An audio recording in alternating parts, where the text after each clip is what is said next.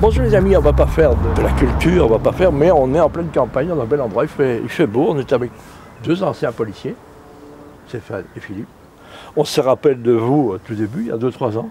Oui. On fait un point de la situation avec vous, pas très en accord avec ce que vous avez vécu, hein, donc voilà. On va faire un petit point de ce qui a encore tourné, et puis de une situation, de dire qu'à un moment, qu'est-ce qui se passe en Belgique à la police? Alors moi j'étais premier commissaire divisionnaire, donc c'était le plus haut grade qu'on peut avoir à la police. J'étais à la police fédérale et moi j'étais au niveau de la police fédérale de Namur où j'étais le directeur des opérations. Et notamment j'ai travaillé énormément dans le cadre de la crise Covid et dans le cadre d'autres événements et tout ça. Alors on va reparler de ta situation, donc tu as été rétrogradé au niveau financier. Je suis encore en cours parce que je suis passé au Conseil d'État.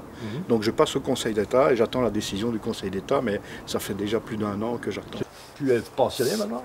J'ai introduit ma demande de pension, je serai pensionné au mois d'avril l'année prochaine. Donc c'est encore un an d'attente? C'est encore un an d'attente et alors j'attends encore la décision du Conseil d'État. Et celle-là, elle m'intéresse particulièrement parce que si on obtient un gain de cause au niveau du Conseil d'État, ce sera une aide pour mes collègues qui pourront enfin se libérer un petit peu et oser dire certaines choses. Qu'est-ce qui t'a fait, qu'est-ce que tu avais dit à l'époque? À l'époque, j'avais attiré l'attention sur les mesures Covid et sur les mesures qui étaient pas vraiment, qui étaient plutôt liberticides, qui ne donnaient pas d'aspect humain à la situation, qui a amené des conflits entre la police et la population, et tout ça, ça n'allait pas. Et donc j'ai effectivement dénoncé, au moins parlé de ça, et visiblement au niveau des autorités, donc principalement de la ministre, ils n'ont pas été très d'accord avec ma position. En même temps, c'était vraiment une décision politique, c'est ça? Oui, oui, puisque la sanction a été donnée par la ministre de l'Intérieur de l'époque, Annelies Verlinden. Enfin, un petit point avec toi, même chose aussi, hein, même problème quelque part? Ah non, moi je n'ai... Pourtant j'étais à côté de lui au moment des interviews, mais moi je n'ai subi absolument aucune sanction. C'est lié à nos interviews que vous avez eu des problèmes? Tout à fait, c'était lié, voilà. Bravo, merci Bam. Merci. Et donc voilà, mais donc moi maintenant je suis pensionné, oui, totalement, donc je suis pas en pré-pension, je suis en pension complète depuis le mois d'octobre. d'octobre. On voit le jardin autour de toi, on voit que tu travailles là-dedans. Hein. Et ben voilà, oui, hein, j'ai enfin le temps de m'occuper de mon beau jardin. Et donc, mais je m'occupe aussi de beaucoup d'autres choses. Oui, on peut en parler, hein, donc voilà. tu es très actif dans l'enquête Innocence en danger, proche de Stéphane Cuvelier. C'est ça, beaucoup d'associations oui, avec lesquelles on a le plaisir de travailler en tant que Police pour la vérité. Et alors, est-ce que vous avez, tous les deux, répond qui veut, vous avez encore des contacts avec vos anciens collègues ou bien vous avez été bannis? Moi, je n'ai plus de contact, mais c'est de mon chef. En okay. fait, voulu en avoir. J'ai pu voulu en avoir. Enfin, j'ai gardé des contacts avec des personnes avec qui j'ai travaillé, avec qui j'avais d'excellents contacts. Mais en dehors de ça, non, parce que quand j'ai vu la manière dont j'ai été traité alors que j'avais travaillé plus de 35 ans au profit de l'institution et au profit de la population, et que pour avoir osé dire quelque chose, on m'éjectait, ben j'ai dit, et que ce sont des collègues qui m'ont dénoncé, qui ont fait le rapport contre moi. Donc, pas personne de la police est venu vers toi en disant... Non, absolument pas. Pas une marque de soutien, rien? Rien du tout, au contraire. Du jour au lendemain, c'est vrai? Oui, c'est vrai, non, oui. Et sincèrement, si je garde des contacts avec des gens comme Philippe, certainement, ou avec quelques policiers qui sont pensionnés, mais sinon, non, avec rien du tout. Tous les ponts étaient coupés. Oui. J'avais même droit à des distinctions honorifiques et j'ai refusé. J'ai refusé parce que je suis déçu, dépité de l'attitude de la police, mais aussi de l'attitude des politiques en général, où on ne reconnaît plus la personne, on ne reconnaît plus le travail. Tu as changé de ministre? Est-ce que tu n'as pas pensé écrire en disant tiens, est-ce que... Non, j'attends d'abord la décision du Conseil d'État, et puis je vois qu'on reste quand même toujours dans la même lignée qui est comme je l'ai déjà dit, on ne parle plus de l'humain, on est dans une politique de chiffres, il faut rentrer des procès-verbaux, il faut rentrer des sanctions administratives, il faut rentrer de l'argent, on ne tient plus compte... Donc c'est économique, c'est des problèmes économiques et c'est plus des problèmes voilà, sociologiques. Et puis le policier qui devait être, puisque c'est quand même prévu dans nos textes légaux et réglementaires, on devait être orienté vers une résolution de problèmes, eh ben on n'en est plus à ça, quoi. On est au système de sanctions pur et dur. Le fait que tu prennes la parole aujourd'hui pourrait avoir des incidences sur le Conseil de l'État? Ah, sur le Conseil d'État, je ne pense pas. Et je pense même que si la décision prend autant de temps, c'est qu'ils ont quand même une réflexion par rapport à ce qui m'a été reproché. Donc on verra bien. Mais je ne pense pas que le Conseil d'État va tenir compte de cette interview ou de mes propos actuellement. D'autant plus que maintenant, voilà, je me sens quand même un peu libéré de la parole, quoi. Ouais, c'est ça. Même chose pour toi. Donc quel sentiment t'habite? Est-ce que pas de contact avec les policiers encore en action? Alors moi c'est un petit peu spécial parce que je sépare les choses en deux. D'une part, mes anciens collègues, je n'ai plus vraiment de contact avec eux. Mais par contre, j'ai beaucoup de collègues qui sont venus vers moi. Donc c'est différent. Pourquoi il y a une différence entre vous deux, par exemple? Comment tu expliques ça? Parce que bon, moi, d'une part, moi je suis resté en Belgique, ça c'est déjà une chose. Ah, et puis, je pense que je suis beaucoup plus présent au sein d'autres associations. D'accord. Ce qui fait que des collègues qui sont dans ces associations-là viennent vers moi. Bon, ben on va en parler un peu. Voilà, quelles sont les associations que tu soutiens? Donc oui, raconte-nous un peu ce dont tu t'occupes. Il y en a qu'on connaît, d'autres moins. Alors, il y en a il y en a plusieurs que vous les connaissez d'une manière générale. Il y a Innocence en danger avec Verlaine Urbain. Oui, on a soutenu, vous pouvez aller revoir 3-4 interviews qu'on a fait avec lui, il y a des choses qui se préparent encore. Tout à fait, et notamment on le soutient au point de vue légal et par rapport justement à ces actions de justice qui se passent. Voilà, et il y en a une dont le jugement doit être rendu, on espère, bientôt. Bientôt, on espère. Oui. Et alors, je travaille aussi avec Frédéric Goreguer. Oui, qu'on connaît bien évidemment. Qu'on connaît bien évidemment comme bien actif dans la défense de nos enfants. Tout à fait, et qui ce dimanche qui vient, il a encore une conférence à Liège. Oui. Donc, et là, je serai présent évidemment. Et alors, il y a une troisième association, principalement avec qui je travaille, c'est Action 200, qui reprend toutes les victimes des problèmes liés au Covid et à la vaccination. D'accord. Donc là, je travaille avec eux aussi, avec Marc Gérombeau. Et au travers de ça, il y a également une action qui a été engagée par Cécile Maïchak, du Doctoton, pour ceux qui connaissent. Et Cécile a maintenant un tout nouveau projet qui s'appelle La Grande Famille, dans lequel il y a des parrains et des marraines qui s'occupent de victimes de ces vaccins ou de parents qui ont perdu leurs enfants. Dans ce cadre-là, je suis le parrain d'une victime ici en Belgique. On a par exemple un Stéphane Kivedy qui est le parrain d'une victime en France. On a également Laurence Kayser qui est la marraine d'une victime. De Pierre Infarctus comme on le connaît. De Pierre Infarctus, c'est ça. Et Marc Gérombeau a également un parrain, Alexandre Penas. Voilà, on travaille avec tous ces gens-là et on les soutient, on participe à des conférences, on participe à des actions. Et on fait vivre ces passeurs de mémoire un peu quelque part, hein. C'est un peu ce travail-là. Tout à fait, et je pense qu'ils sont contents d'avoir des gens qui connaissent un petit peu plus que le côté légal ou illégal des choses. Et ça, c'est quand même important pour eux. Voilà, il y a des prochains shots, on a parlé de Stéphane Cuvelier, on ne peut pas manquer d'évoquer la mémoire évidemment de David Skippers, qui nous a quittés il y a quelques mois. On pense à lui, les artistes ne meurent jamais, c'est ça l'avantage. C'est quoi tes contacts vos contacts avec David? Avec moi, David, c'était devenu un ami au travers de Stéphane. On a fait des déménagements ensemble, etc. Donc c'était devenu vraiment un ami, c'est quelqu'un d'extraordinaire. Et son travail a été repris par son collaborateur, donc les petits spectacles dans les jardins particuliers. C'était repris. C'est ça, c'était repris par Cédric Labrute. Et notamment, Monthuet vient chez moi, il fait un petit spectacle. Donc... Voilà, c'était le spectacle dans les jardins au chapeau. Il était venu à une fête BAM en juin 2022, donc David. Tout à fait. Et comme on parle de David, qu'on parle de Cédric, qu'on parle de Stéphane, le 27 septembre, nous faisons une journée de spectacle humoristique La Rigolante, c'est ça? La Rigolante, ouais. Belgique, ouais. qui se passe 15 jours après l'université d'été rassemblante de Cécile Maïchak en France. À Saintes, si je me souviens de son nom? À Castres, oui. Près de Toulouse. À Saintes, il se passe beaucoup de choses aussi. C'est ça. Et donc nous, on organise ça, c'est-à-dire c'est une journée où on invite sur scène plusieurs humoristes, belges, français, et toute la journée, on va essayer de détendre et de faire rire les gens, parce que pour le moment, on se rend bien compte que l'ambiance est très très lourde et très difficile pour beaucoup de gens. Le scénario de 2025 est écrit par Stephen King, on a l'impression. Exactement, tout à fait. Et donc seront présents notamment Stéphane, ouais. Cédric Labrut, ouais. Il y aura Sarah Jane, enfin il y a encore d'autres artistes, le Docteur à l'Ouest. Ouais. Et voilà, donc on va essayer de... Ça c'est une des activités que nous faisons aussi par rapport à d'autres associations, puisque la journée du 27 septembre sera dédiée principalement d'une part à David Skippers ouais.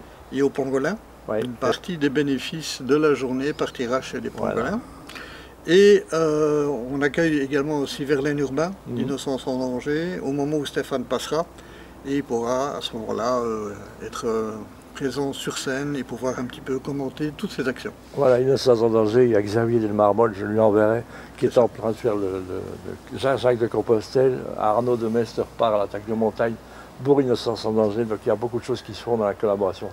La Belgique te manque pas un peu, toi? À part la météo, dire que tu n'as pas envie de rester plus près du terrain, près du ballon ou... Non, non, parce que l'ambiance, moi je trouve que l'ambiance devient assez détestable. Avec ta vue extérieure, c'est pire que ça devient de pire en pire quand je vois que la liberté d'expression n'existe même plus. Il faut qu'on reste absolument dans une certaine doxa. Dès qu'on met un pied de côté, on est traité de tous les noms. On le voit encore, notamment Stéphane qui a un bel article dans... Il y a un article dans le groupe IPM, dans Ouvert l'Avenir, qui est un porte-parole des complotistes. Voilà, c'est ça. Et donc, tout ça ne me manque pas parce qu'en Espagne, on ne ressent pas cette pression-là. Ils sont probablement un peu plus ouverts au niveau de la liberté d'expression, de pouvoir discuter, de pouvoir avoir des idées, des opinions différentes. Et on le voit aussi dans la gestion des manifestations. Il y a des manifestations qui se font comme ça. Et puis, dès qu'on sort un drapeau, à ce moment-là, il faut qu'on intervienne, il faut qu'on arrête. Moi, je ne vois pas en quoi le port d'un drapeau représente un trouble à l'ordre public. Et quand on voit que même en France, en portant le drapeau français, on peut se faire verbaliser, je n'arrive plus à comprendre. Il y a d'autres collègues, on pense à Aimé Bill, Michel Clip, qu'on va découvrir très vite, mais Aimé Bill, c'est des gens avec lesquels vous restez en contact, vous deux? Oui, tout à fait. Ouais. Moi, je reste en contact principalement via les réseaux sociaux avec Aimé et un peu plus personnellement avec Michel Clip. Mais voilà, on les soutient et si on sait faire quelque chose pour eux, on n'hésite pas, il n'y a aucun problème avec ça. Les anciens qui sont passionnés comme vous ne libèrent pas leur parole une fois qu'ils sont libres? J'ai malheureusement pas vraiment l'impression. Peut-être qu'ils sont blasés et que voilà, ils veulent passer à autre chose et vivre autre chose, ce que je comprends fort bien. Mais moi, je suis papa, j'ai pas envie que mes enfants connaissent un monde tel qu'il est là actuellement, quoi. Et je veux qu'on puisse revenir d'abord à des dialogues. Et quand on parle de dialogue, c'est dialogue population-police, population homme politique, population même entre eux, hein, parce qu'on a tendance à avoir un petit peu un clivage organisé dans notre société qui amène justement des tensions. Et moi, tout ça, je ne suis pas rentré à la police pour ça. D'accord. De redevenir davantage des gardiens de la paix? Bien sûr. C'est ça, oui. On a vu Alexandre Pey qui est venu témoigner à la police d'Ixelles a été condamné pour des faits de violence. Il y a eu des tentatives entre les familles, on fait des tentatives de rapprochement, discussions qui ont eu lieu. Il y a encore un procès en cours puisque des collègues ont dénoncé 11 policiers qui étaient responsables de gestes agressifs, voire xénophobes. Ça vous inspire quoi? Que justement, il y a certains collègues qui prennent conscience. C'est une bonne chose. C'est une bonne nouvelle, ça, plutôt. Tout à fait, c'est une bonne nouvelle. Et s'ils nous écoutent, moi je les invite à prendre contact avec nous. Voilà. On les soutiendra, il n'y a aucun problème. Est-ce qu'il y a un clivage politique, mais est-ce qu'il y a aussi un clivage syndical? dans la police? J'entends que certains syndicats maintenant commencent à dénoncer certains faits ou à se prononcer sur certains faits, mais dans l'ensemble, je n'ai pas l'impression qu'il y a vraiment une dissension entre les différents syndicats. Ils travaillent plus ou moins tous dans le même sens. Et, enfin, de nouveau, je vais me faire un peu attaquer par les syndicats, mais je trouve qu'ils s'occupent. Oui, il faut s'occuper du bien-être du personnel, il faut s'occuper de leur traitement, il faut s'occuper de tout ça, mais il faut aussi s'occuper de la formation, il faut aussi s'occuper de revenir à une philosophie de la police telle qu'elle était présente il y a 15 ans. Sur la population, il n'y a plus de respect de l'uniforme, donc le problème il est bilatéral quelque part, non? Non, tout part justement de l'attitude du policier. Il n'y a pas à être bilatéral. Si le policier a dès le départ une attitude qui est ouverte, il n'y a vraiment aucune raison pour que un kidam ou l'autre commence à être agressif avec lui. Moi, je n'ai eu qu'aucun, non, même pas, j'ai eu un procès verbal d'outrage sur toute ma carrière, sur 40 ans. Mais j'étais ouvert à la discussion. Je n'ai dû qu'une seule fois la voir en perquisition en tant que chef de descente sur une personne, une seule fois. Ouais. Pour le reste, à partir du moment où on a une attitude conciliante, je ne vois vraiment pas où peut apparaître le problème. Je ne parle pas évidemment d'une attaque à main armée, ce genre de choses. Non, je parle de la vie de tous les jours, du policier qui se promène dans la rue, du policier de l'îlotier, comme on les appelle maintenant. Ces gens-là, ils doivent être soutenus par leur hiérarchie. Et hier encore, avant-hier plutôt, je discutais avec un îlotier, peu importe la ville où ça se trouve, un policier de quartier, et il me disait, mon commissaire m'a demandé de mettre plus de sanctions. Parce qu'il faut remplir les quotas. Parce qu'il faut remplir certains quotas, on est en plein dans la politique du chiffre maintenant à la police. Et ça c'est partout. Allez, je vous offre une baguette magique les deux. Qu'est-ce qu'il faudrait faire pour que ce problème se résolve? Il y a beaucoup de choses à faire, mais je pense qu'on peut déjà avoir un début, un commencement. C'est une prise de conscience de la part de nos politiques qui reviennent un peu sur terre, qui se reconnectent avec la population, qui se reconnectent avec la réalité. Et puis du côté de la police, je pense qu'il y a peut-être une nouvelle manière de voir les choses qui devrait revenir, où on s'oriente plus, comme je l'ai dit, vers l'humain, la résolution de problèmes, le contact, et ça permettrait de résoudre pas mal de problèmes et de conflits. D'accord avec ça ou tu as envie de rajouter? Alors moi, c'est très simple, je ne veux plus entendre parler de force de l'ordre, et plutôt entendre parler de gardiens de la paix, et ça dès l'instruction, dès l'instruction des policiers. Est-ce qu'il y a des pays où il y a des exemples où ça marche mieux? On sait que certaines prisons se sont vidées dans certains pays, par exemple. Oui, en Hollande, ils ont, mais ça c'est plutôt la politique carcérale et la politique judiciaire qui a changé, mais là, effectivement l'approche policière aux Pays-Bas était presque la même que la nôtre, mais elle est restée, elle, très proche de la population et très proche, par exemple en manifestation, les policiers sont tenus presque légers, mais de moins en moins. Il y avait l'Allemagne aussi qui avait une gestion des manifestations qui étaient très sympathiques, mais on se rend compte maintenant qu'ils sont de plus en plus durs, il n'y a plus de dialogue. Et voilà. Ça, c'est dommage. Et en même temps, ça peut devenir très clivant. Les tenues qu'on appelle Robocop, c'est de la provocation pour vous?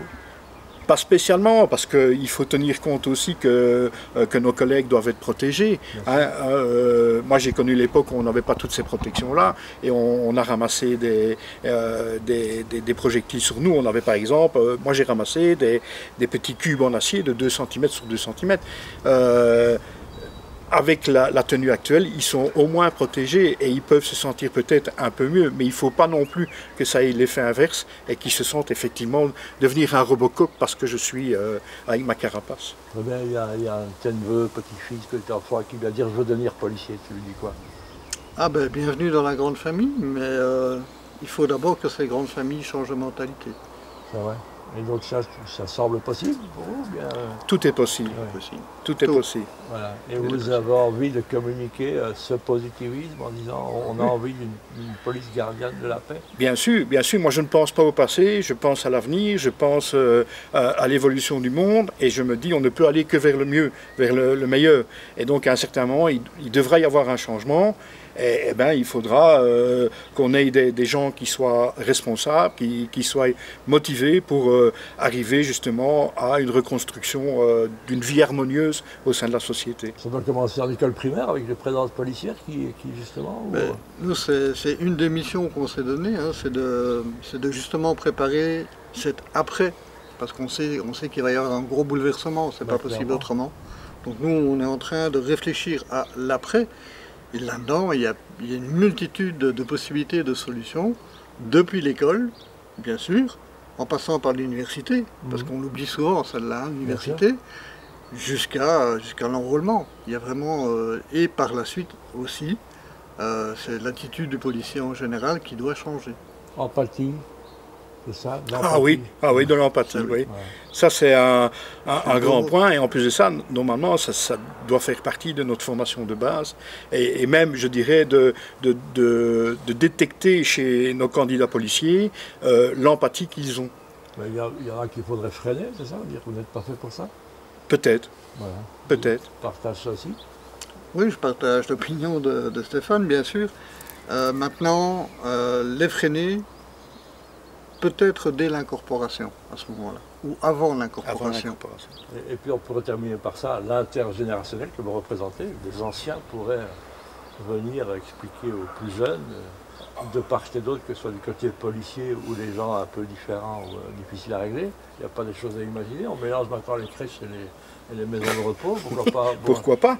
Pourquoi pas? Et venir, moi on peut me demander de venir dans les écoles de police et d'expliquer ma vision de la police et je le ferai bien volontiers, pour autant qu'on m'ouvre les portes. Voilà. Ça c'est un autre problème. Ça. Même chose pour toi, mais toi tu es encore plus actif, donc simplement un dernier message, hein, de dire qu'est-ce que tu as envie de dire au ministre ou à la police, dire qu'est-ce qu'il faudrait simplement faire. C'est très simple, je l'ai déjà dit, c'est transformer nos forces de l'ordre en gardiens de la paix. Voilà. Tout simplement. C'est un gros chantier, comme vu l'état actuel des choses. C'est un énorme chantier, mais ça ne nous fait pas peur. Ben non. Voilà. C'est à eux que ça fait peur, peut-être. Peut-être.